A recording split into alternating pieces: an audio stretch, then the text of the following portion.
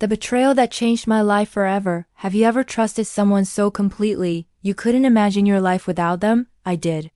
And then, in a single moment, my entire world shattered. This isn't just a story about heartbreak.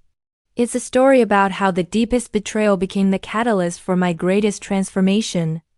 It started like any other day. I was happy, secure in my relationships, and confident about the future. I had a best friend, someone I considered family, and a partner I adored. We were a tight-knit trio, or so I thought.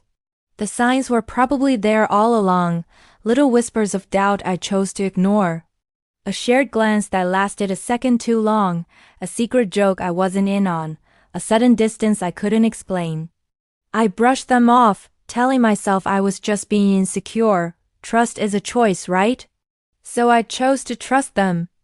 Then came the discovery. It wasn't a dramatic confrontation like in the movies. It was quiet, digital, and devastating. A message not meant for my eyes that confirmed my worst fears. The two people I trusted most in the world were betraying me. The pain was immediate and physical. It felt like the floor had been ripped out from under me, and I was free falling into a dark abyss. I couldn't breathe. I couldn't think. Every shared memory, every laugh, every promise was suddenly tainted. For weeks I was a ghost. I replayed every moment, searching for clues, blaming myself. What did I do wrong? Why wasn't I enough? The anger and sadness were a suffocating blanket. It would have been so easy to stay in that dark place, to let bitterness consume me. But one morning, I looked in the mirror and didn't recognize the person staring back. That was my turning point. I realized I had a choice. I could let this betrayal define me and destroy me, or I could use it to rebuild myself, stronger than before. It wasn't easy. It took therapy, journaling, and a lot of painful self-reflection. I had to learn to forgive, not for them, but for me. Forgiveness was the key that unlocked my own prison. I started rediscovering who I was without them.